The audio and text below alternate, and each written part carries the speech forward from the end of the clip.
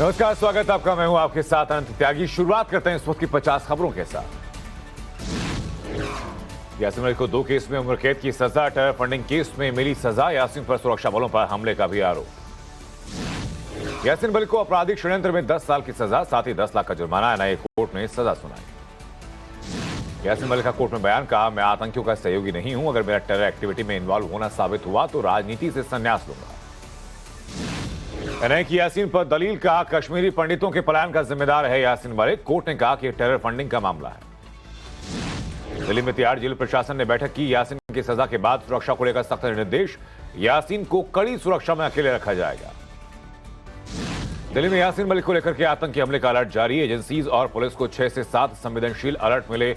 Delhi NCR में सुरक्षा बढ़ाई गई। यासीन मलिक को सजा पर जश्न का माहौल, जम्मू में डोगरा फ्रंट ने किया सेलिब्रेट।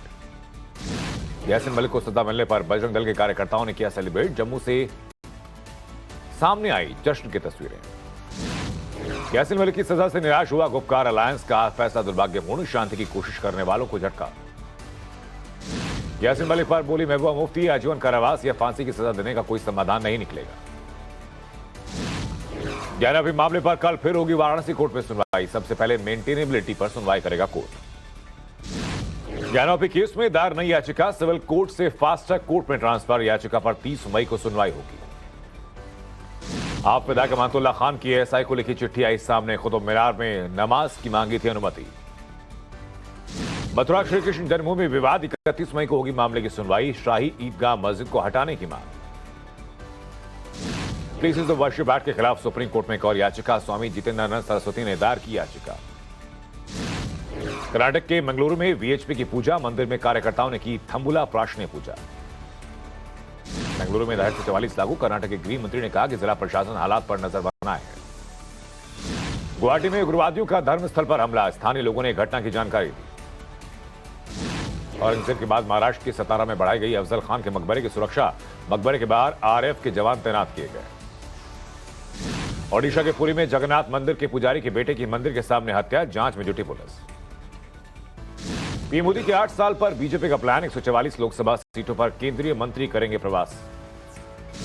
बृहस्पतिवार को हैदराबाद और चेन्नई में होंगे प्रधानमंत्री। चेन्नई में 31,000 करोड़ की परियोजनाओं का करेंगे शिलान्यास। यूपी विधानसभा में कल पेश होगा बजट, सुरेश खन्ना पेश करेंगे यूपी सरकार के दूसरे टर्म का पहला बजट। अखिलेश और केशव प्रसाद मौर्य के बीच विधानसभा में जुबानी जंग, केशव मौर्य ने कहा कि सफाई की जमीन बेचकर बनवाया एक्सप्रेसवे। अखिलेश यादव से सदन में कहा गया, बीजेपी ने 5 साल में वादे पूरे नहीं किए, अगले 5 साल में क्या उम्मीद करेंगे। यूपी विधानसभा में अखिलेश और केशव मौर्य के बीच जुबानी जंग, योगी ने सपा अध्यक्ष को दी सदन की गरिमा बनाए रखने की नसीहत। कपिल सिब्बल ने राज्यसभा के लिए नामांकन दाखिल किया, एसपी के टिकट से राज्यसभा का नामांकन भरा। कपिल सिब्बल का कांग्रेस से इस्तीफा, कहा 16 मई को मैंने कांग्रेस छोड़ दी। टाइम्स नाउ नवभारत पर कपिल सिब्बल ने कहा कि कांग्रेस से इस्तीफा दिया पर किसी पार्टी में शामिल नहीं हुआ। कपिल सिब्बल ने आजम खान का धन्यवाद, कहा कि हम एक गठबंधन चाहते हैं, 2024 में ऐसा माहौल बने कि मोदी सरकार की कमियां जनता तक पहुंचाई जाए। सीबीआई की जांच में शामिल नहीं होंगे Karti Chidambaram, Chinese visa scam में सीबीआई ने किया था सम्मान। कार्ति चिदम्बरम का ट्वीट, कहा हम मजबूती से लड़ेंगे, ईडी और सीबीआई क्या करते हैं वो सब देखा हुआ है। दिल्ली के अलीपुर में प्रिंटिंग प्रेस गोदाम में लगी भीषण आग, फायर ब्रिगेड की 9 गाड़ियां मौके पर मौजूद। ओडिशा के गंजाम में पलटी बस, बंगाल के 6 पर्यटकों की मौत, 40 से ज्यादा लोग घायल हुए। उत्तराखंड के टिहरी में भीषण सड़क हादसा, 94 पर एक बोलेरो कार खाई में गिरी, 6 लोगों की मौत हुई। गाजियाबाद के ईस्टर्न पेरिफेरल हाईवे पर कार में लगी आग, हादसे में 2 लोगों की मौत, 4 घायल। जयपुर में बदमाशों का आतंक, 3 इलाकों में दर्जनों गाड़ियों में की तोड़फोड़। अलवर में प्रिंसिपल पति पर पत्नी का टॉर्चर, लोहे के तवे से पत्नी को पीटने का वीडियो सीसीटीवी में कैद। गुजरात के सूरत में फूड पॉइजनिंग से 92 लोग बीमार हुए, शादी समारोह में खाया था खाना। भुज में हरामी नाला इलाके में बीएसएफ ने पाकिस्तानी फिशिंग बोट जब्त की, बोट तेज हवाओं से बहकर आने की आशंका। पाकिस्तान में इमरान की रैली के समर्थन में उतरे कई संगठन, हिंसा की तस्वीरें सामने आई। कराची में कार्यकर्ताओं ने पुलिस वैन जलाई, पुलिस ने जवाबी कार्रवाई में आंसू गैस छोड़े। पाकिस्तान में प्रदर्शन के दौरान इमरान समर्थकों ने की फायरिंग। पाकिस्तान में पीटीआई कार्यकर्ताओं का विरोध प्रदर्शन, भारी संख्या में सड़कों पर उतरे समर्थक। लॉन्ग मार्च से पहले इमरान खान की जनता से अपील, का पख्तूनख्वा से इस्लामाबाद तक मार्च करेंगे। रूस का यूक्रेन में हमला जारी, डोनेट्स्क के शहर में हमले के बाद तबाही का वीडियो सामने आया। फ्रांस में एयर शो के दौरान 2 राफेल जेट्स आपस में टकराए, जेट की टॉप टेल पर लगा झटका। अमेरिकी कोरिया सेना ने किया मिसाइलों का परीक्षण, उत्तर कोरिया के मिसाइल परीक्षण पर वीडियो फुटेज जारी कर जवाब दिया। उत्तर कोरिया ने जापान सागर की ओर बैलिस्टिक मिसाइल का किया परीक्षण, जापान सागर की तरफ दागी 3 बैलिस्टिक मिसाइलें। श्रीलंका के प्रधानमंत्री रनिल विक्रमसिंघे ने संभाली वित्त मंत्रालय की कमान, वित्त मंत्री पद की शपथ ली।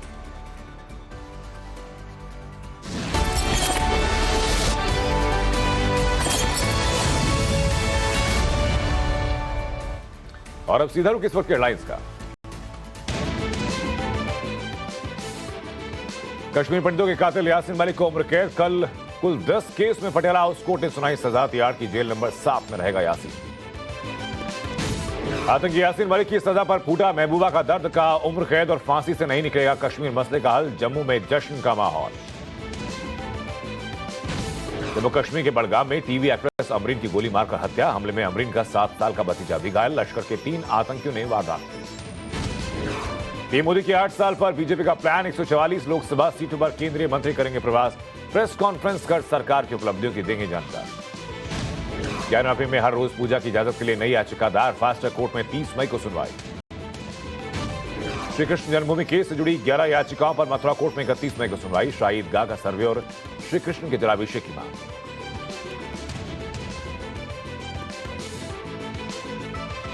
In association with IME, LED lights, fans, televisions, air conditioners and much more.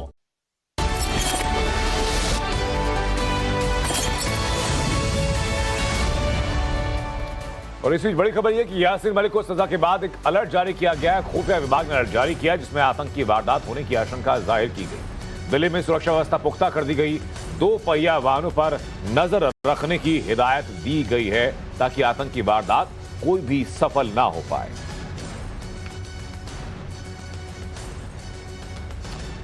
Yasin Malik को सजा मिलने के बाद यह अलर्ट सामने आया, जहां दिल्ली में 6 से 7 अलग अलग जगहों से यह अलर्ट जारी किया गया। खुफिया विभाग इसी को लेकर के अब अलर्ट पर है और निगाह रखी जा रही कि दिल्ली में कोई भी ऐसी आतंकी घटना को अंजाम ना दे पाए। यासीन मलिक को लेकर खुफिया विभाग की तरफ से कई अलर्ट जारी किए गए हैं। ये अलर्ट जो है वो दिल्ली पुलिस को भी जारी किए गए हैं। साफ तौर पर इस अलर्ट की माने तो दिल्ली पुलिस को ये कहा गया है कि जो यासीन मलिक के करीबी हैं, खासतौर पे जो हार्डकोर समर्थक हैं और जो आतंकी हैं, वो किसी आतंकी गतिविधि को अंजाम दे सकते हैं। इसके मद्देनजर अलर्ट रहने की हिदायत जो है वो दी गई है। जब से यासीन मलिक को दोषी ठहराया गया उसके बाद से ही करीब 6 से 7 अलर्ट जो हैं वो जारी किए गए हैं। अब यासीन मलिक को उम्र कैद की सजा सुनाई गई है। इसके मद्देनजर दिल्ली में चौकसी बरते जाने का अलर्ट जो है वो जारी किया गया है। आप तस्वीरों के जरिए देख सकते हैं किस तरीके से पुलिस की मुस्तैदी जो है वो कहीं न कहीं बढ़ा दी गई है और जाहिर तौर पर इस अलर्ट की माने तो 2 व्हीलर पर खासतौर पर नजर रखने की हिदायत दी गई है। खासतौर पे वो 2 व्हीलर जो बिना नंबर प्लेट के हों, जो संदिग्ध हों। तो निश्चित तौर पर यासीन मलिक को लेकर जिस तरीके से अलर्ट जारी किया गया उसके मद्देनजर दिल्ली में भी सुरक्षा के चाक चौबंद इंतजाम किए गए हैं और ये कहा गया है कि चौकसी जो है वो बढ़ती जाए और खासतौर पे 2 व्हीलर पर खास नजरें गड़ाई जाए ताकि अगर कोई संदिग्ध 2 व्हीलर दिखता है जो बिना नंबर प्लेट का 2 व्हीलर है उसकी चेकिंग जरूर की जाए। अनुज मिश्रा, टाइम्स नाउ, नव भारत, दिल्ली। यासीन मलिक को दिल्ली के पटियाला हाउस कोर्ट ने 2016 के टेरर फंडिंग केस में उम्र कैद की सजा सुनाई। यासीन मलिक ने बीबीसी के टिम सेबेस्टियन को एक इंटरव्यू में खुद अपने जुर्म की काली फाइल खोली थी। बावजूद उसके उसे सजा अब मिली, वो भी टेरर फंडिंग के केस में। दिलचस्प है कि यासीन मलिक को दोषी ठहराए जाने के बाद से पाकिस्तान के नेताओं को मिर्च लगी है।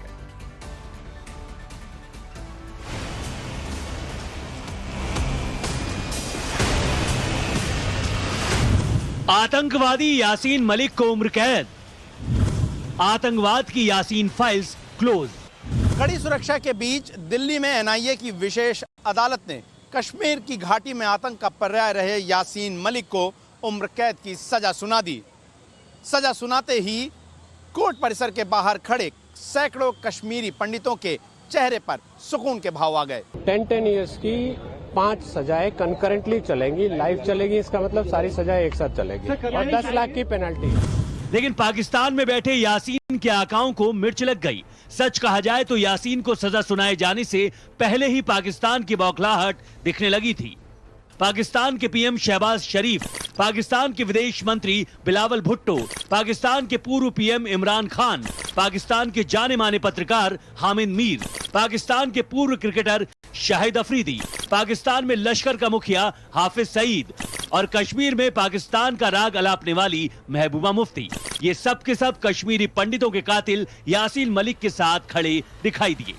पहले भी कई लोगों को फांसी दी गई, उम्र कैद हो गई, फांसी हो गई, उससे तो मसला कश्मीर हल नहीं हुआ बल्कि और उलझ गया। इनकी मस्कुलर पॉलिसी है गवर्नमेंट ऑफ इंडिया की, इसके नताइज बरक्स होंगे, इसके नताइज अच्छे नहीं होंगे बल्कि इससे हालात जो है दिन ब दिन खराब होते जा रहे हैं। यासीन को उम्र कैद दिए जाने से ठीक पहले शहबाज शरीफ ने ट्वीट किया, जम्मू कश्मीर लिबरेशन फ्रंट के अध्यक्ष यासीन मलिक के खिलाफ अवैध कार्रवाई एक दुखद कृत्य है। इस तरह की हरकतें कश्मीरी लोगों को उनके अधिकारों से वंचित नहीं कर सकती। सभी अंतर्राष्ट्रीय और मानवाधिकार संगठनों को बोलना चाहिए। बिलावल ने संयुक्त राष्ट्र मानवाधिकार उच्चायुक्त को चिट्ठी तक लिख दी। मैं संयुक्त राष्ट्र मानवाधिकार उच्चायुक्त मिचेल बैचलेट से गुजारिश करता हूं कि वो भारत से कहें कि कश्मीर के अलगाववादी नेता यासीन मलिक के ऊपर लगाए गए सभी आरोपों से बरी करें और उन्हें जेल से तुरंत रिहा करें ताकि वो फिर से अपने परिवार से जुड़ पाए। आतंकी यासीन मलिक के लिए पाकिस्तान के पूर्व क्रिकेटर शाहिद अफरीदी भी बिलबिलाए। उन्होंने ट्वीट करके यासीन को बेगुनाह बताया, जिस पर उन्हें भारतीय क्रिकेटर अमित मिश्रा से तुरंत करारा जवाब मिला। यासीन मलिक के खिलाफ मनगढ़ंत आरोप कश्मीर की आजादी के संघर्ष को रोक नहीं पाएंगे। प्रिय शाहिद अफरीदी, उसने कोर्ट रूम में खुद को दोषी माना है। तुम्हारी बर्थ डेट की तरह सब कुछ मिसलीडिंग नहीं हो सकता है। लेकिन सवाल यह कि एक आतंकवादी के लिए पाकिस्तान की बौखलाहट क्यों है? दरअसल यासीन को सजा घाटी में सक्रिय आतंकवादियों की कमर तोड़ेगी, क्योंकि यासीन का संबंध टेरर फंडिंग से रहा है और पाकिस्तान इसलिए बौखलाया है। यासीन को टेरर फंडिंग मामले में सजा का मतलब पाकिस्तान को अंतर्राष्ट्रीय स्तर पर आंख चुरानी होगी, क्योंकि टेरर फंडिंग मामले में पाकिस्तान खुद FATF की ग्रे लिस्ट में है। घाटी और पाकिस्तान के बीच आतंकवादियों की संपर्क कड़ी टूटेगी और कमजोर पड़ेगी। और पाकिस्तानी नेताओं की बौखलाहट इसलिए भी है क्योंकि हर बार की तरह उन्हें आतंकी की सजा में भी हिंदू मुस्लिम दिखता है। वैसे भारत में आतंकवादी को फांसी पर पाकिस्तान की बौखलाहट पहली बार नहीं है, लेकिन यासीन के मामले में यह बौखलाहट हद से ज्यादा है, क्योंकि यासीन का पाकिस्तान प्रेम किसी से छिपा नहीं रहा और पाकिस्तान ने आतंकवाद का जो खेल घाटी में खेला उसका पहला बड़ा मोहरा यासीन ही था। अनुज मिश्रा, गौरव श्रीवास्तव के साथ bureau report, times now Navbharat. तो आज उन कश्मीरी पंडितों के जख्मों पर थोड़ा मरहम लगा होगा जिन्हें यासीन मलिक ने खून के आंसू रोने पर मजबूर किया। यासीन मलिक ही कश्मीरी पंडितों के कत्लेआम का मास्टरमाइंड रहा और अब कश्मीरी पंडितों के चेहरे पर कुछ मुस्कान खिली जब यासीन मलिक को उम्र कैद की सजा मिली है। हमारे लोग मर रहे हैं सर। कश्मीर चल रहा है, खुलेआम कश्मीरी हिंदुओं का कत्ले आम हो रहा है।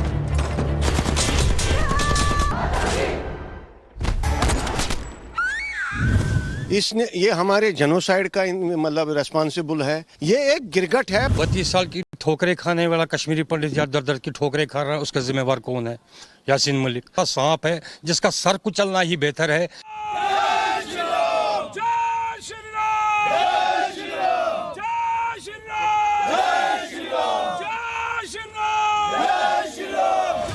कश्मीरी पंडितों का कातिल, कश्मीरियत का गुनहगार, जम्मू कश्मीर का सबसे बड़ा गद्दार यासीन मलिक। जब इंसानियत के इस दुश्मन के गुनाहों का हिसाब हुआ तो 32 साल से कलेजे में छिपा दर्द कुछ यूं बाहर निकल आया। यासीन मलिक को उम्र कैद की सजा मिली तो कश्मीरी पंडितों ने कुछ राहत जरूर महसूस की। हालांकि यासीन मलिक ने उन्हें जो असहनीय दर्द दिया है उसके आगे ये सजा कुछ भी नहीं है। इस आदमी को मैं एक गिरगट समझता हूँ। इसने ये हमारे जेनोसाइड का मतलब रेस्पॉन्सिबल है, कश्मीरी मुसलमान कम्युनिटी को धोखा देने का रिस्पॉन्सिबल है। इसने प्रधानमंत्री, ये स्वर्गीय हमारे फादर ऑफ द नेशन का लबादा ओढ़कर उसकी आत्मा को भी धोखा देने की कोशिश कर रहा है। ये एक गिरगट है। कश्मीरी पंडित को जेनोसाइड के लिए मजबूर नहीं किया, इसने कश्मीरी मुसलमान को धोखा दिया। बढ़ावा देने वाला कौन है? उग्रवाद को बढ़ावा देने वाला यासीन मलिक है। 32 साल की ठोकरें खाने वाला कश्मीरी पंडित यार दर दर की ठोकरें खा रहा है, उसका जिम्मेवार कौन है? यासीन मलिक एक ऐसा सांप है जिसका सर कुचलना ही बेहतर है। इसको अगर हम पालेंगे तो ये डसेगा, इससे अच्छा है इसका सर कुचला जाए। यूथ आइकन की तरह देखते थे, ये घूमता था, बाहर फिरता था, तो हमें बहुत ही दुख होता था, हमें हमारा खून खोलता था। इसको कांग्रेस की सरकार ने शाही दी है, संघर्ष दिया है। ये डॉक्टर मनमोहन सिंह के साथ बैठ के खाना खाता था।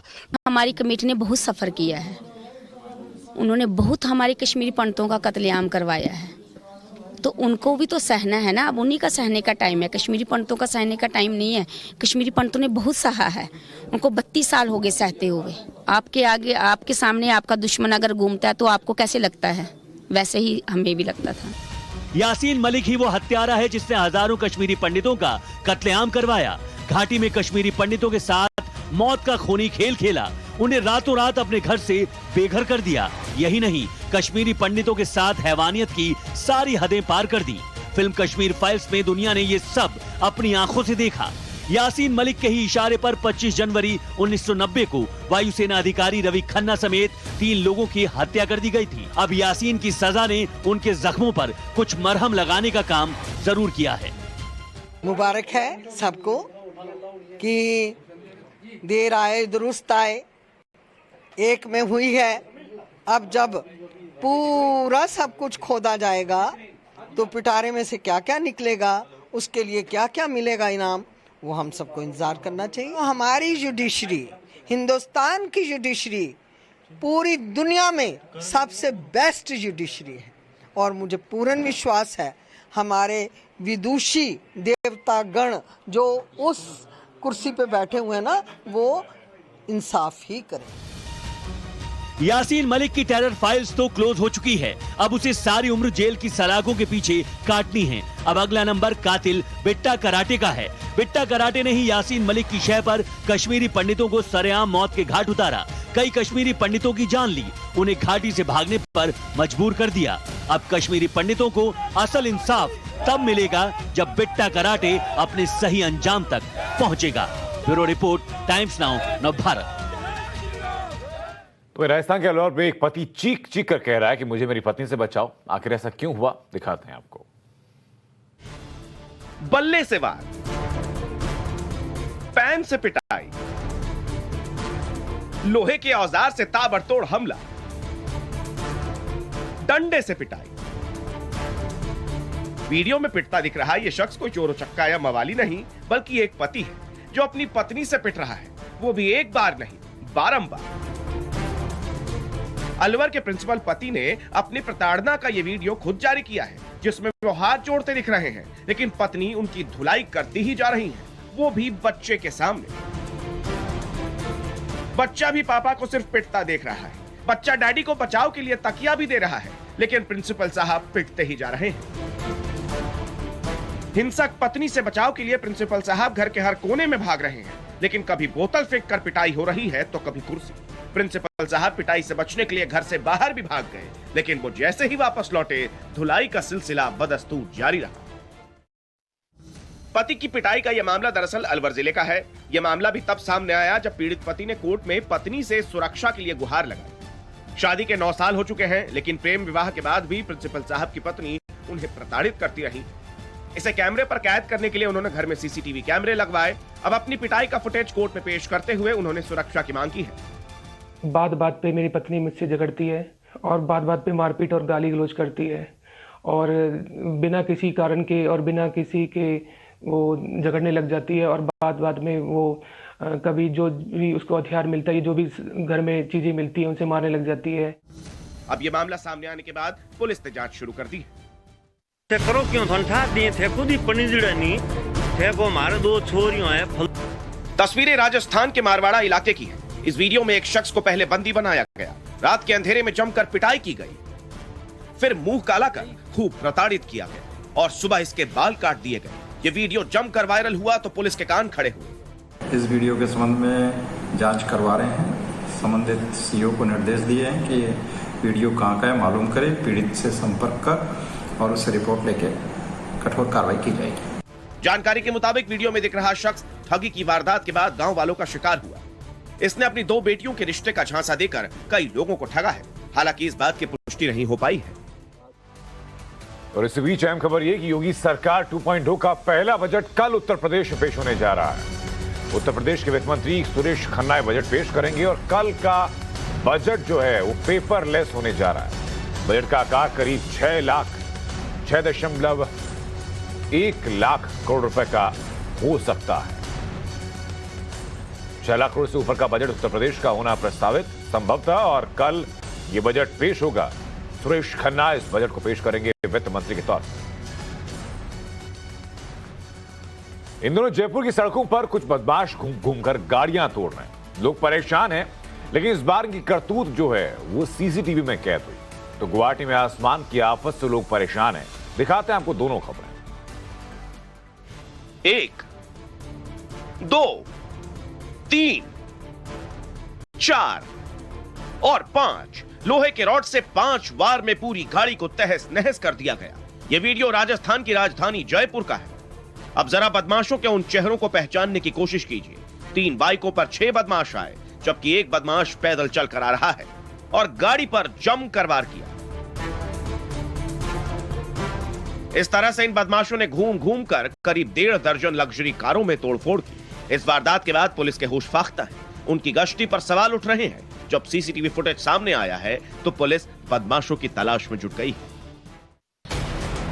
जहां तक भी नजरें जाती हैं, सिर्फ पानी ही पानी। सड़कों पर पानी, घरों में घुसा पानी, दुकानों में पानी, चारों तरफ का इलाका जलमग्न है। तस्वीरें असम के गुवाहाटी की हैं, जब लगातार बारिश से शहर के कई हिस्सों में घुटने तक पानी भर गया है और लोगों का जीना दुभर हो चुका है। प्रॉब्लम ये है कि जो गुवाहाटी का जो ड्रेन का जो है, ड्रेन वगैरह ठीक से बनाया नहीं गया, छोटा है, इसीलिए पानी का बहुत प्रॉब्लम है। 1 घंटा 1 आवर ओनली बारिश हुआ है और अब देखिए कितना हमारा आर्टिफिशियल फ्लड कितना हो गया। हम लोग कैसे बसेंगे, कैसे खाएंगे? छोटा लड़का बच्चा सब स्कूल से आया है, कैसे जाएगा घर में? एकदम माने आपका कैसे चलेंगे हम लोग? भारी बारिश के बाद बाढ़ जैसे हालात बन गए हैं तो छात्रों को स्कूल कॉलेज जाने में, नौकरी करने वालों को दफ्तर जाने में भारी मुश्किलों का सामना करना पड़ रहा है।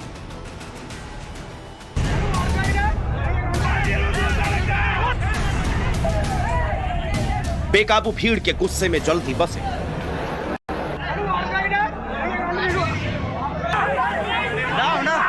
गुस्साई भीड़ ने बसों को पलट दिया।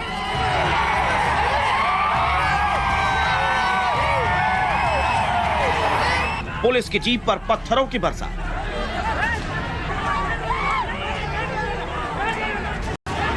हिंसक भीड़ पर पुलिस का लाठीचार्ज।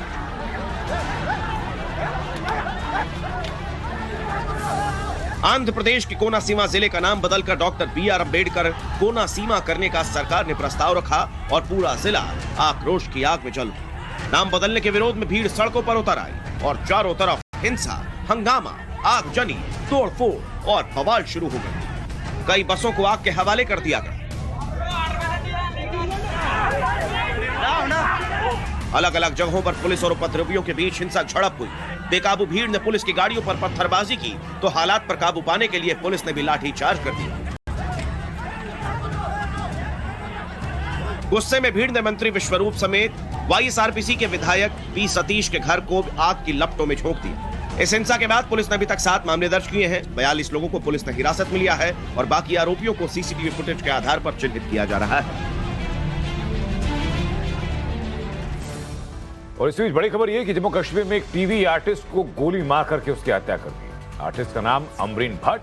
अमरीन भट्ट की गोली मारकर हत्या की गई। बड़गाम में इस वारदात को अंजाम दिया गया।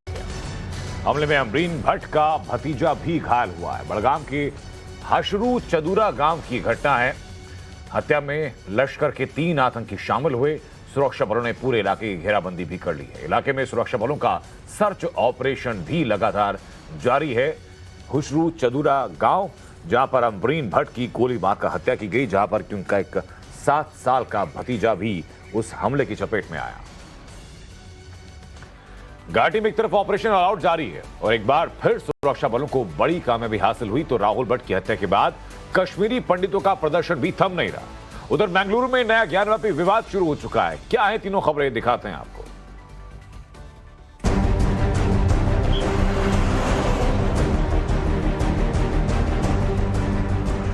जम्मू कश्मीर के बारामूला में सुरक्षा बलों को बड़ी कामयाबी हाथ लगी है। एक ऑपरेशन में सुरक्षा बलों ने 3 पाकिस्तानी आतंकियों को मार गिराया।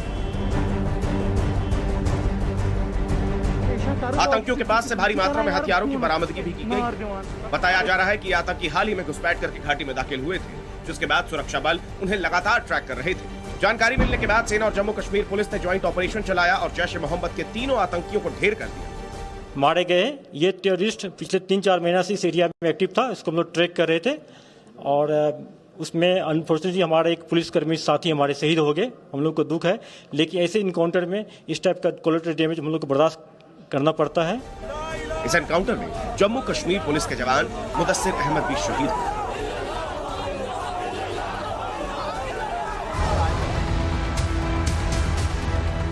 एक तरफ कश्मीरी पंडितों के गुनहगार यासीन मलिक के गुनाहों का हिसाब हो रहा है, तो वहीं कश्मीरी पंडित राहुल की हत्या के बाद न्याय दिलाने के लिए कश्मीर में प्रदर्शन जारी है।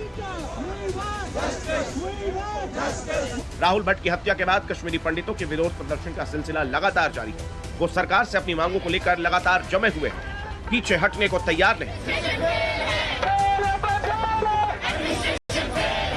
विरोध प्रदर्शन का 14वां दिन चल रहा है। राहुल भट्ट की 12 मई को आतंकवादियों ने उनके कार्यालय में गोली मारकर हत्या कर दी गई थी। वहीं राहुल भट्ट की हत्या के विरोध के बाद जम्मू कश्मीर सरकार ने हत्या की जांच के लिए एक विशेष जांच दल का गठन किया है।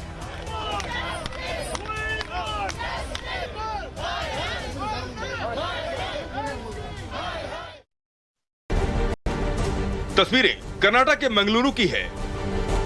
फूलों से सजा रामनेजे मंदिर और बीएचपी और बजरंग दल ने की पूजा अर्चना। आप कहेंगे इसमें खास क्या है? भगवान की पूजा तो रोज ही होती है, लेकिन इसमें खास ये है कि इस मंदिर के कुछ ही दूर पर एक मस्जिद है। दावा ये किया जा रहा है कि मस्जिद के नीचे हिंदू मंदिर जैसा वास्तुशिल्प डिजाइन मिला है। फिर क्या था? मस्जिद के कुछ ही दूर मंदिर में पूजा पाठ का आयोजन हो गया।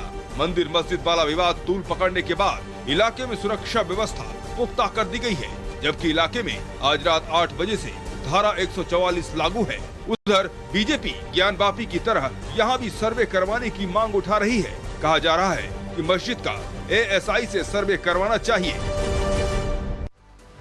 और इसी बड़ी खबर ये कि सांसदों की विदेश यात्रा को लेकर के नए निर्देश जारी किए गए हैं कि निजी यात्राओं पर लोकसभा सचिवालय का निर्देश ये है कि यात्रा की जानकारी मिनिस्ट्री ऑफ एक्सटर्नल अफेयर्स को यानी विदेश मंत्रालय को देनी होगी। यात्रा के लिए मंत्रालय की मंजूरी जरूरी। अगर आप निजी यात्रा पर भी जा रहे हैं तभी भी मेंबर ऑफ पार्लियामेंट्स को गृह मंत्रालय को यह जानकारी देनी होगी और दोनों मंत्रालय से मंजूरी लेना जरूरी होगा। मंजूरी की जानकारी अध्यक्ष को देनी होगी। सांसद लोकसभा अध्यक्ष को सूचित करेंगे। दौरे से पहले संगठन की भी जानकारी लें।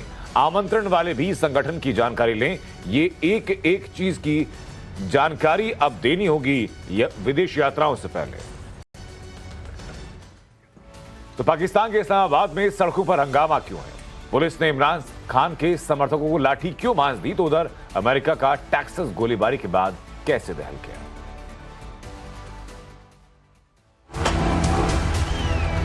पाकिस्तान की रग-रग में कितनी हिंसा भरी हुई है, इन तस्वीरों को देखकर समझ लीजिए। कहने के लिए यह सरकार के खिलाफ विरोध प्रदर्शन है, लेकिन विरोध दर्ज कराने का यह तरीका देखकर कोई भी सही नहीं। खुलेआम सड़कों पर प्रदर्शनकारी फायरिंग कर रहे हैं। दरअसल पाकिस्तान सरकार के खिलाफ इस्लामाबाद की सड़कों पर पाकिस्तान तहरीक इंसाफ के समर्थक सरकार के खिलाफ जमकर नारेबाजी की, बैरिकेड्स तोड़ डाले, सड़कों से गुजरती गाड़ियों पर डंडे मारे। लेकिन थोड़ी देर के बाद पुलिस ने भी मोर्चा संभाला और प्रदर्शनकारियों को खदेड़ दिया। लेकिन सबसे ज्यादा हैरान करने वाली है फायरिंग की यह तस्वीर, क्योंकि इमरान अक्सर मंचों से आतंकवाद पर नकेल कसने का दावा करते नजर आते हैं, लेकिन उनकी पार्टी के समर्थक ही खुलेआम आतंक को बढ़ावा देते नजर आए।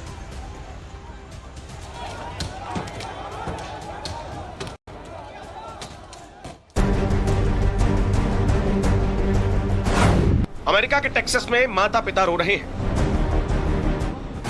चीख रहे हैं, बिलख रहे हैं। सड़कों पर कोहराम मचा है। पुलिस की गाड़ियों का सायरन बज रहा है। टेक्सास के यूवाल्डे में रॉब एलिमेंट्री स्कूल में 18 साल के युवक ने अंधाधुंध फायरिंग की। इस हमले में 18 बच्चों और 3 टीचर्स की मौत हो गई। 18 बच्चे, स्कूल के स्टाफ मेंबर्स और कुछ पुलिस वाले भी फायरिंग में घायल हुए हैं। जानकारी के मुताबिक हमलावर की पहचान सल्वाडोर रामोस के तौर पे हुई है। वो यूवाल्डे हाई स्कूल का छात्र बताया जा रहा है। हमलावर युवक हैंडगन और राइफल्स के साथ दाखिल हुआ। बताया जा रहा है कि सल्वाडोर रामोस ने इस वारदात को अंजाम देने से पहले अपनी दादी की भी हत्या की थी। पुलिस का दावा है कि उसने जवाबी फायरिंग में हमलावर को मार गिराया है, लेकिन अमेरिका में टेक्सास में हुई इस वारदात ने बड़े सवाल खड़े कर दिए हैं।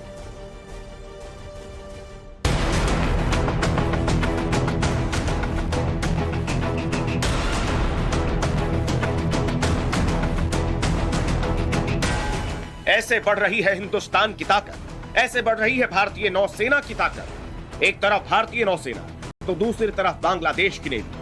तस्वीरें बंगाल की उत्तरी खाड़ी की है, जब दोनों देशों के बीच अगले चरण के लिए युद्धाभ्यास शुरू हो रहा है। दोनों देशों के नौसेना के समुद्री गश्ती विमान संयुक्त गश्त में हिस्सा ले रहे हैं। अभ्यास में दोनों नौसेनाओं के जहाज, पनडुब्बियां, समुद्री गश्ती विमान और लड़ाकू विमान और हेलीकॉप्टर भी हिस्सा ले रहे हैं। देख लो चीन, देख लो पाकिस्तान, हिंदुस्तान की बढ़ती ताकत का क्या राज है। भारत की इस बढ़ती ताकत से दुश्मन देश को मिर्ची लग रही है। बांग्लादेश और फ्रांस से पहले भारत और श्रीलंका की नौसेनाओं ने सहयोग बढ़ाने के उद्देश्य से मार्च के महीने में संयुक्त अभ्यास किया था।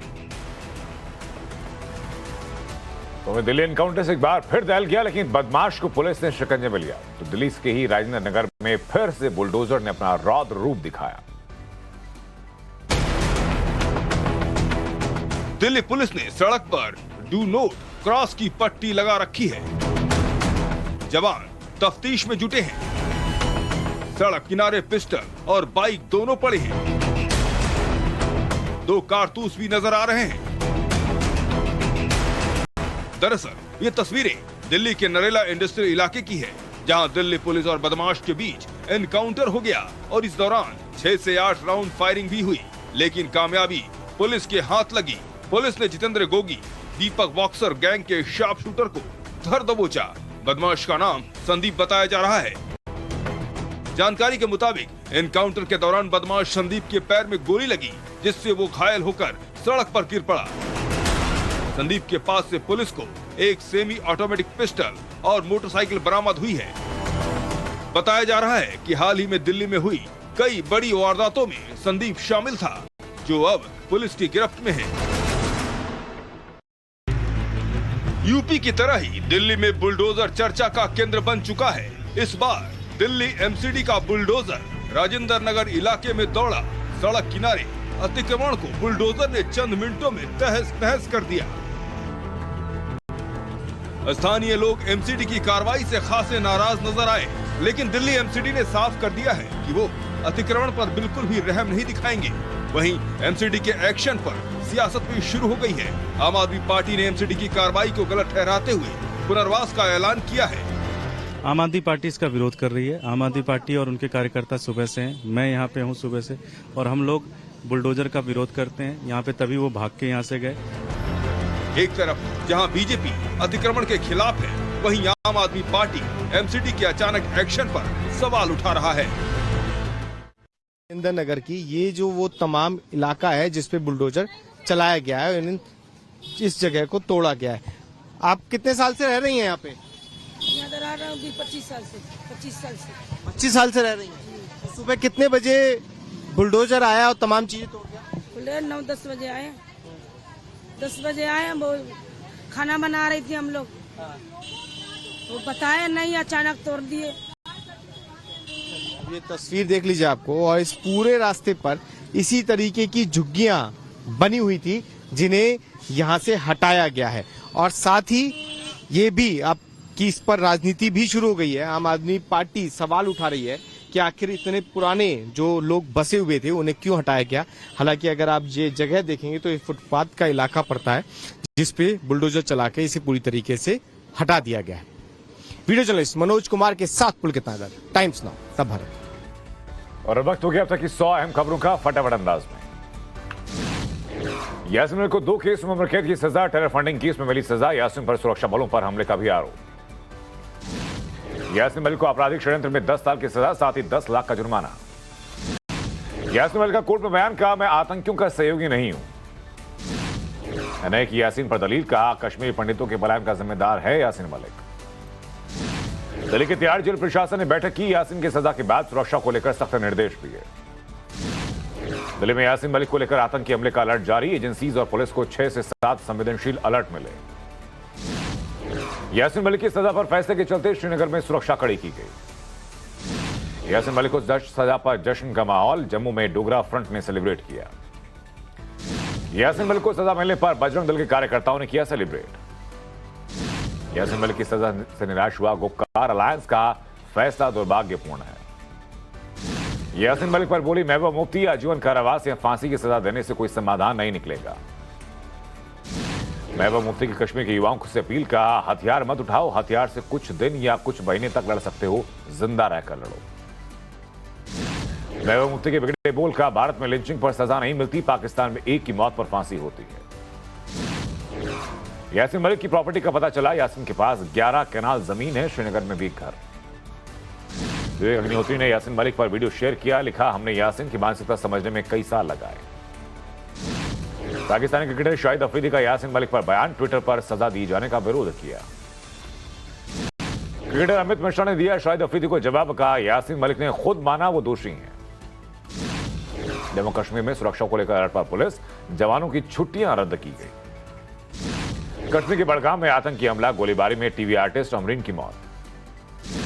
बारामूला एनकाउंटर में सुरक्षा बलों ने 3 पाकिस्तानी आतंकियों को मार गिराया। जबात दौरे से लौटते प्रधानमंत्री की कैबिनेट मीटिंग, बैठक में अमित शाह, राजनाथ सिंह सहित अन्य मंत्री शामिल हुए। पीएम मोदी के 8 साल पर बीजेपी का प्लान, 144 लोकसभा सीटों पर केंद्रीय मंत्री करेंगे प्रवास। बृहस्पतिवार को हैदराबाद और चेन्नई में होंगे प्रधानमंत्री। चेन्नई को कल बड़ी सौगात देंगे पीएम मोदी। पीएम मोदी रखेंगे 5 रेलवे स्टेशन के पुनर्विकास की आधारशिला। यूपी विधानसभा में कल पेश होगा बजट, सुरेश खन्ना पेश करेंगे यूपी सरकार के दूसरे टर्म का पहला बजट। यूपी विधानसभा में अखिलेश और केशव मौर्य के बीच जुबानी जंग, योगी ने एसपी अध्यक्ष को दी सदन की गरिमा बनाए रखने की नसीहत। अखिलेश यादव ने सदन में कहा कि बीजेपी ने 5 साल में वादे पूरे नहीं किए, अगले 5 साल में क्या उम्मीद करेंगे। अखिलेश और केशव प्रसाद मौर्य के बीच विधानसभा में जुबानी जंग। कपिल सिब्बल ने राज्यसभा के लिए नामांकन दाखिल किया, सपा के टिकट से राज्यसभा का नामांकन भरा। कपिल सिब्बल का कांग्रेस से इस्तीफा, कहा 16 मई को मैंने कांग्रेस छोड़ी। टाइम्स ऑफ नवारे से कपिल सिब्बल की एक्सक्लूसिव बातचीत, पीएम मोदी के सवाल पर कहा कि दिल्ली अभी दूर है। कपिल सिब्बल बोले कांग्रेस से इस्तीफा दिया पर पार्टी में शामिल नहीं हुआ। कपिल सिब्बल ने आजम खान का भी धन्यवाद किया। कपिल सिब्बल पर बोले अखिलेश यादव, कहा कपिल सिब्बल एक वरिष्ठ नेता और वकील है, उनका अनुभव काम आएगा। यूपी विधानसभा में अखिलेश यादव ने उठाया आजम खान का मुद्दा। रणदीप सुरजेवाला का ट्वीट, लिखा काश बीजेपी अपने को खोने का दर्द समझ पाती। कपिल सिब्बल के इस्तीफे के बाद अमित मालवीय पर राहुल का तंज, कहा राहुल गांधी को भारत जोड़ो यात्रा से पहले कांग्रेस मत छोड़ो अभियान चलाना चाहिए। बीजेपी मुख्यालय में बूथ स्ट्रेंथनिंग कार्यक्रम का शुभारंभ हुआ, 8 साल के काम की समीक्षा और भावी कार्यक्रमों पर चर्चा। राजस्थान में होगी आरएसएस की अहम बैठक, जुलाई के पहले हफ्ते में होगी अखिल भारतीय प्रांत प्रचारक बैठक। उत्तर प्रदेश विधानसभा में समाजवादी पार्टी के सदस्यों ने बदली सीटिंग, वरिष्ठ सदस्यों को आगे की सीट दी गई। कल दिल्ली दौरे पर रहेंगे पंजाब के सीएम भगवंत मान। पंजाब में सरकारी नौकरी को लेकर मान सरकार का बड़ा आदेश, ग्रुप सी और डी पदों पर आवेदन के लिए पंजाबी भाषा आना जरूरी। आरसीपी सिंह ने जेडीयू में तनाव की खबरों का खंडन किया, कहा नीतीश जी से कोई दूरी नहीं, बिना आग के धुआं खोजते हैं लोग। बिहार के मंत्री श्रवण कुमार का बयान, बीजेपी जेडीयू के बीच कोई इससे विवाद नहीं। एनडीए में अंदरूनी कलह से जीतन राम मांझी का इनकार, का एनडीए एकजुट है। 6 राज्यों में उपचुनाव की तारीखें घोषित, 23 जून को यूपी, पंजाब, दिल्ली, झारखंड, त्रिपुरा और आंध्र प्रदेश में चुनाव। ज्ञानापी मामले पर कल फिर होगी वाराणसी कोर्ट में सुनवाई, सबसे पहले मेंटेनेबिलिटी पर सुनवाई करेगा कोर्ट। ज्ञानापी केस में दायर नई याचिका, सिविल कोर्ट से फास्ट ट्रैक कोर्ट में ट्रांसफर। आप विधायक अमातुल्ला खान की एएसआई को लिखी चिट्ठी आई सामने। मथुरा श्रीकृष्ण जन्मभूमि विवाद, 31 मई को होगी मामले की अगली सुनवाई। बेसिस ऑफ वर्शिप एक्ट के खिलाफ सुप्रीम कोर्ट में एक और याचिका। कर्नाटक के मंगलुरु में वीएचपी की पूजा, मंदिर में कार्यकर्ताओं ने की थंबुला प्राशने पूजा। बेंगलुरु में धारा 144 लागू, कर्नाटक के गृह मंत्री ने कहा कि जिला प्रशासन हालात पर नजर बनाए है। विधान परिषद में खाद्यान्न को लेकर सीएम का बयान, कहा राशन कार्ड उपलब्ध कराया गया है। आरबीआई का एनबीएफसी को लेकर बड़ा फैसला, अनियमित लोन देने के चलते 5 कंपनियों का सर्टिफिकेट ऑफ रजिस्ट्रेशन कैंसिल किया। पेट्रोल डीजल के दाम घटाने पर वित्त मंत्रालय का बयान कहा, ग्राहकों को देना चाहते थे राहत। सरकार देख रही है कि ड्यूटी कट का फायदा जनता तक पहुंचता भी है या नहीं। वित्त मंत्रालय का बयान कहा, रुपया रूबल तंत्र से सस्ते तेल का आयात बढ़ाने पर जोर। चेन्नई बिहार के जमुई की छात्रा सीमा के बनी हौसले की मिसाल। बिहार के जमुई की छात्रा सीमा को दिया गया ट्राईसाइकिल। डीएम ने सीमा को ट्राईसाइकिल सौंपी। बिहार में जहरीली शराब से मौत पर राष्ट्रीय मानव आयोग कमीशन ने लिया संज्ञान। राज्य सरकार को भेजा गया नोटिस। दिल्ली के राजेंद्र नगर में अवैध अतिक्रमण पर एमसीडी ने चलाया बुलडोजर। लखीमपुर के रेंज मामला, मुख्य आरोपी आशीष मिश्र की जमानत अर्जी पर 30 मई को लखनऊ में सुनवाई। मणिपुर के चुराचांदपुर में हिंसा हुई। सीबीआई की जांच में शामिल नहीं होंगे Karti Chidambaram. Chinese visa scam case में सीबीआई ने किया था समन। कार्ति चिदम्बरम का ट्वीट, कहा, हम मजबूती से लड़ेंगे। ईडी और सीबीआई क्या करते हैं वो सब देखा है। रांची में पूजा सिंघल मामले में प्रेम प्रकाश के खिलाफ कार्रवाई। प्रकाश के ठिकानों पर ईडी ने की छापेमारी। आईएएस पूजा सिंघल की न्यायिक हिरासत बढ़ी। कोर्ट ने 8 जून तक पूजा सिंघल को न्यायिक हिरासत में भेजा। राजस्थान के मंत्री महेश जोशी के बेटे को रेप केस में राहत नहीं। दिल्ली के अलीपुर में प्रिंटिंग प्रेस गोदाम में लगी भीषण आग। ओडिशा के गंजा में पलटी बस, बंगाल के 6 पर्यटकों की मौत हुई, 40 घायल। गुवाहाटी में उग्रवादियों का धर्मस्थल पर हमला, स्थानीय लोगों ने घटना की जानकारी दी। औरंगजेब के बाद महाराष्ट्र के सतारा में बढ़ाई गई अफजल खान के मकबरे की सुरक्षा।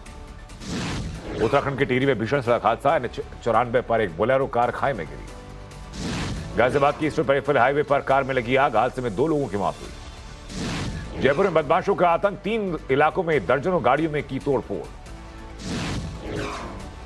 अलवर में प्रिंसिपल पति पर पत्नी का टॉर्चर। गुजरात के सूरत में फूड पॉइजनिंग से 92 लोग बीमार हुए। तो वहीं भुज में फिशिंग बोट पाकिस्तान की जो थी उसको जब्त किया गया। गिलकी चंद्र का वीडियो सामने आया, तालाब पर पानी पीते दिखी शेरनी, साथ में शावक। राजस्थान के अजमेर में डॉक्टर पर नर्स ने छेड़छाड़ का आरोप लगाया। जेएलएन अस्पताल के रेजिडेंट डॉक्टर्स के खिलाफ मामला दर्ज किया गया। एनटीएजे के चेयरमैन डॉक्टर एन.के. अरोड़ा का मंकी पॉक्स पर बयान, बोले कोविड जितना गंभीर और संक्रामक नहीं है मंकी पॉक्स। बीएमसी के एग्जीक्यूटिव हेल्थ ऑफिसर ने बताया कि मुंबई एयरपोर्ट पर विदेश से आने वाले यात्रियों को स्कैनिंग की जा रही है। भारतीय ओलंपिक संघ ने से नरेंद्र बत्रा का इस्तीफा, अध्यक्ष पद से त्यागपत्र दिया। पाकिस्तान में इमरान खान की पार्टी पीटीआई ने निकाला विरोध मार्च, पुलिस ने जमकर बरसाए डंडे। पाकिस्तान में इमरान की रैली के समर्थन में उतरे कई संगठन, हिंसा की तस्वीरें सामने आई। कराची में प्रदर्शनकर्ताओं ने पुलिस वैन को जलाया। पाकिस्तान में प्रदर्शन के दौरान इमरान समर्थकों ने फायरिंग की। पाकिस्तान में पीटीआई कार्यकर्ताओं का विरोध प्रदर्शन, भारी संख्या में सड़कों पर उतरे समर्थक। लॉन्ग मार्च से पहले इमरान खान की जनता से अपील, कहा, पख्तूनख्वा से इस्लामाबाद तक मार्च करूंगा। रूस का यूक्रेन में हमला जारी, डोनेट्स्क के शहर के हमले के बाद तबाही का वीडियो सामने आया। फ्रांस में एयर शो के दौरान 2 राफेल जेट्स आपस में टकराए। देश की पहली महिला कॉम्बैट एविएटर बनी कैप्टन अभिलाषा बराक। 29 मई को रिलीज होगी लाल सिंह चड्ढा का ट्रेलर। अक्षय कुमार की फिल्म पृथ्वीराज की होगी स्पेशल स्क्रीनिंग। आयुष्मान खुराना की नई फिल्म आने की 27 मई को रिलीज होने जा रही है। भूल भुलैया 2 की सक्सेस के बाद बनारस पहुंचे कार्तिक आर्यन। फराह खान ने करण जौहर के क्लोजर का वीडियो शेयर किया। कपड़ों का अंबार देखकर फैंस बोले, घर है या मॉल। तेजस्वी प्रकाश बने सोशल मीडिया पर सबसे ज्यादा पसंद की जाने वाली सेलिब्रिटी। रामगोपाल वर्मा पर धोखाधड़ी का केस दर्ज किया गया।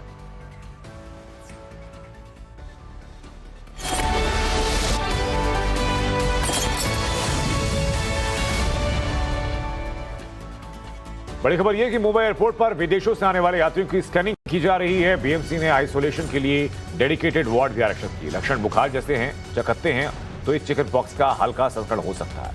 ये जानवर से इंसान और इंसान से इंसान में फैलता है। मरीज 8 से दिनों में ठीक भी हो जाता है, जो अभी तक के केसेस सामने आए। स्क्रीनिंग के बाद सैंपल NIV की पुणे लैब में भेजे जाते हैं।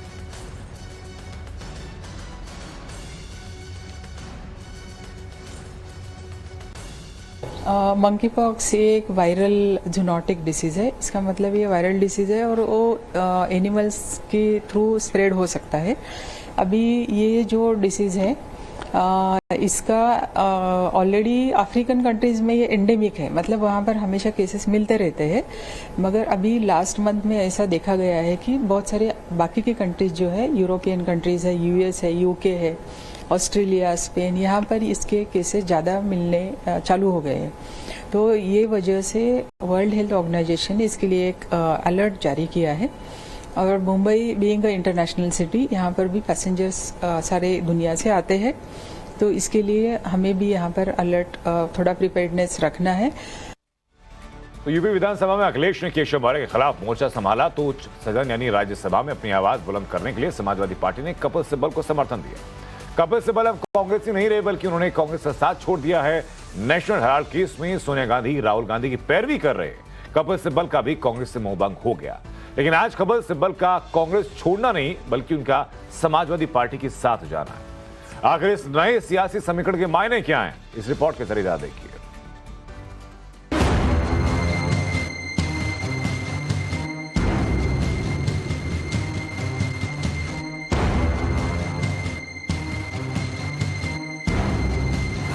कांग्रेस छोड़ दी, समाजवादी पार्टी के समर्थन से राज्यसभा जाने की तैयारी, क्या कुछ नया इक्वेशन बन रहा है सियासत में?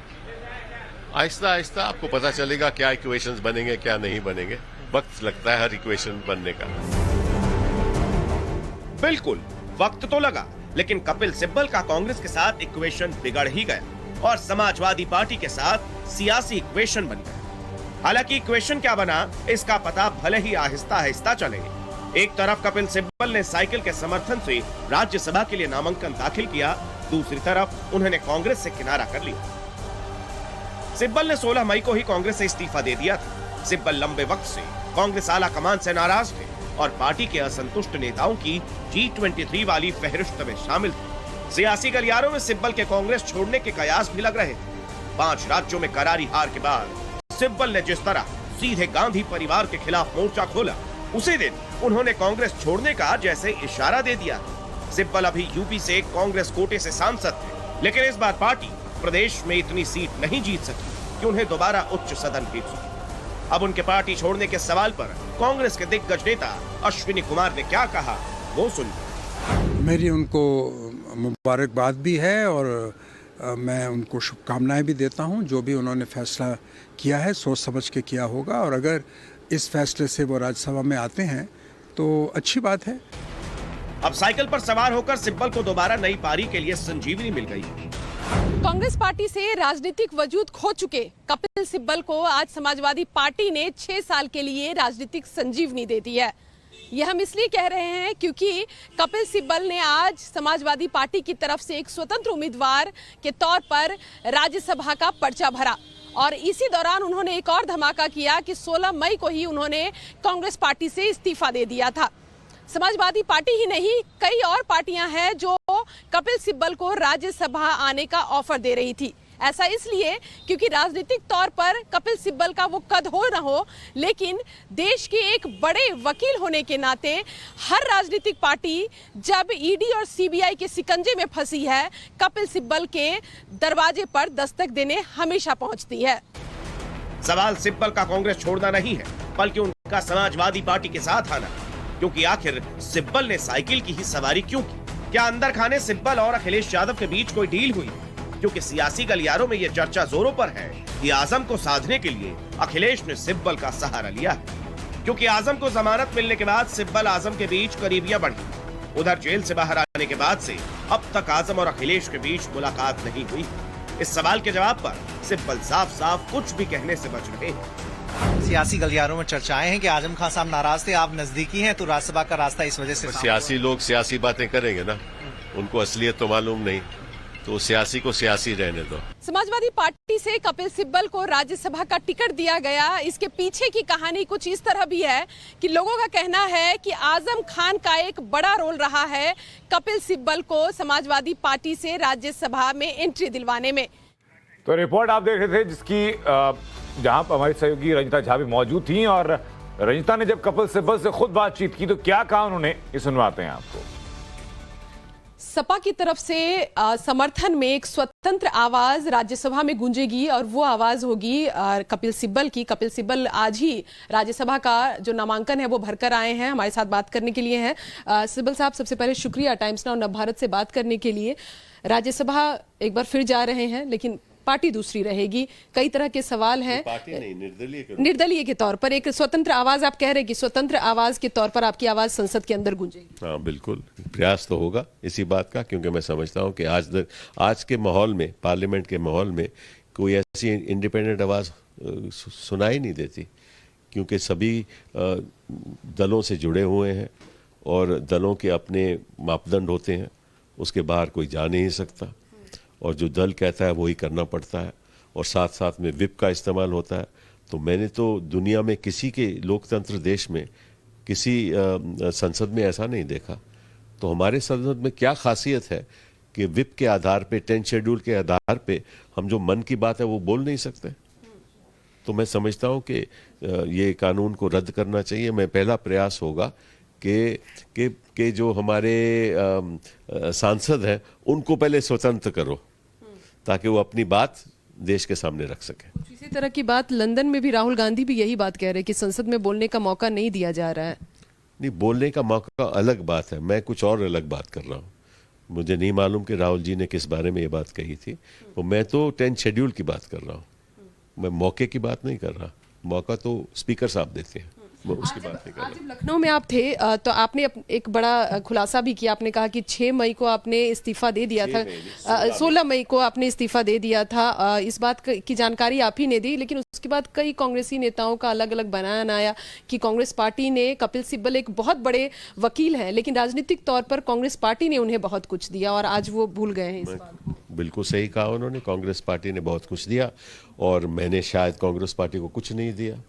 हो सकता है उनकी ये सोच हो, उसके बारे में कुछ नहीं कहूंगा। कई नेताओं के अलग अलग बयान, अलग अलग तरह के कटाक्ष आपके ऊपर। जितिन प्रसाद भी अपनी तरफ से ट्वीट कर रहे हैं कि कभी किसी के बारे में कुछ बोलूं। मैंने अपनी बात रखी है और जो मैंने जिस विचारधारा के साथ मैं जुड़ा हुआ वो जुड़ा रहूंगा। मेरे कांग्रेस पार्टी के जो नेता लोग हैं, संबंध मेरे रहेंगे। मुझे कांग्रेस पार्टी के बारे में कुछ नहीं कहना। वो अगर ऐसी बात करते हैं तो वो उनकी सोच है। आपको कांग्रेस पार्टी से किसी तरह की कोई शिकायत है? कांग्रेस पार्टी से शिकायत है, न किसी नेता के साथ शिकायत है। ठीक है।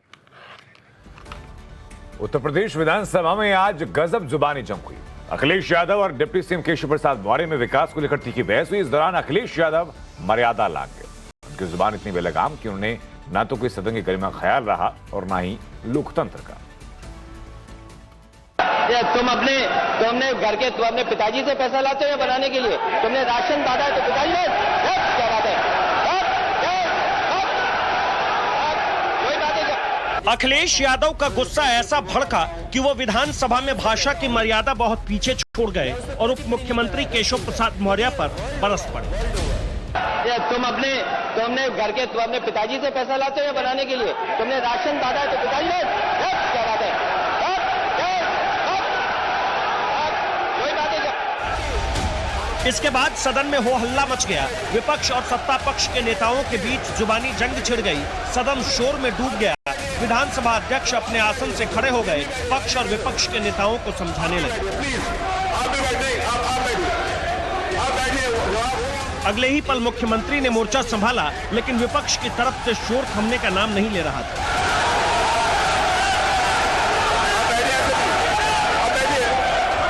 माननीय अध्यक्ष जी, नेता सदन खड़े हैं, माननीय आप अनुमति दे चुके हैं, उसके बाद ये शोर शराबा ठीक नहीं है, ये उचित बात नहीं। थोड़ा शोर कम हुआ तो सीएम ने नसीहत देते हुए मर्यादा न लांघने की बात कही। बोले भाषा की जब जब मर्यादा टूटती है तब सिर्फ माहौल खराब होता है।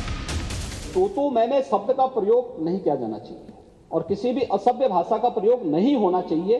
और मैं माननीय अध्यक्ष जी से अनुरोध करूंगा कि अगर इस प्रकार की शब्दावली प्रोसीडिंग का हिस्सा बनी है तो कृपया उसको हटवा दें, क्योंकि ये गलत परंपरा होगी और मैसेज का देश के अंदर खराब जाएगा। हमें हमेशा इस बात को ध्यान में रखना होगा, सदन की मर्यादा का ध्यान हर हाल में बनाए रखना होगा। दूसरा, जब एक सदस्य बोल रहा हो तो सदस्य के बीच में, और खासतौर पर उप मुख्यमंत्री बोल रहे हो, तो बीच में रनिंग कमेंट्री करना, बीच में धमकी देना, ये चीजें ठीक नहीं है और मुझे लगता है सदन की मर्यादाएं इससे आहत होती हैं। दरअसल अखिलेश यादव और केशव प्रसाद मौर्य के बीच ये तू मैं अचानक आए गुस्सा का नतीजा है। हुआ ये कि केशव प्रसाद मौर्य विधानसभा में भाषण दे रहे थे। भाषण के बीच में अखिलेश ने अपने वक्त में बनाए गए सड़कों के जाल और एक्सप्रेसवे की बात याद दिलाई। इस पर डिप्टी सीएम ने अखिलेश पर तंज करते हुए ये कह दिया कि जो किया वो क्या सफाई में जमीन बेचकर किया था। सुनिए विवाद किस बात से शुरू हुआ था। जिले की मुख्यालय की सड़क किसने बनाई? आपने बनाई? बताइए बताइए। फोर लेन किसने बनाई बताइए? अध्यक्ष जी, मैं आप कृपया करके आपस में डिबेट नहीं करें। कृपया करके नेता प्रतिपक्ष पूर्व मुख्यमंत्री जी को ये बता दीजिए, ये 5 साल सत्ता में नहीं रहे, आगे 5 साल के लिए फिर विदा हो चुके हैं।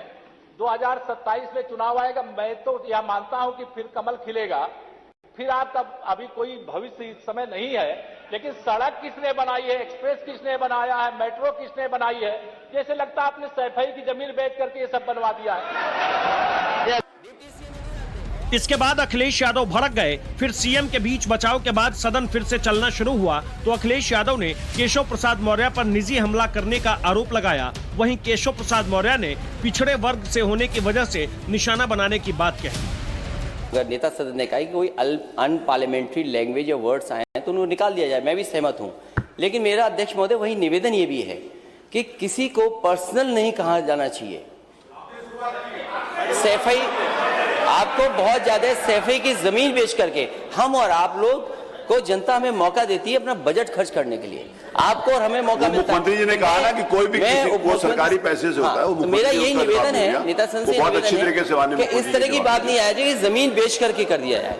मैं तो एक गरीब परिवार में पैदा हुआ हूं। मैं ऐसे परिवार में पैदा होकर के मैं कभी सोचा भी नहीं था कि मैं कभी उत्तर प्रदेश की विधानसभा का सदस्य बनूंगा, लेकिन विधानसभा का भी सदस्य बना, देश की संसद का भी सदस्य बना, विधान परिषद का भी सदस्य बना, लगातार दूसरी बार विश्व की सबसे बड़ी पार्टी की सरकार बनने के बाद उप मुख्यमंत्री बना। इससे आपको दर्द है, मैं जानता हूं।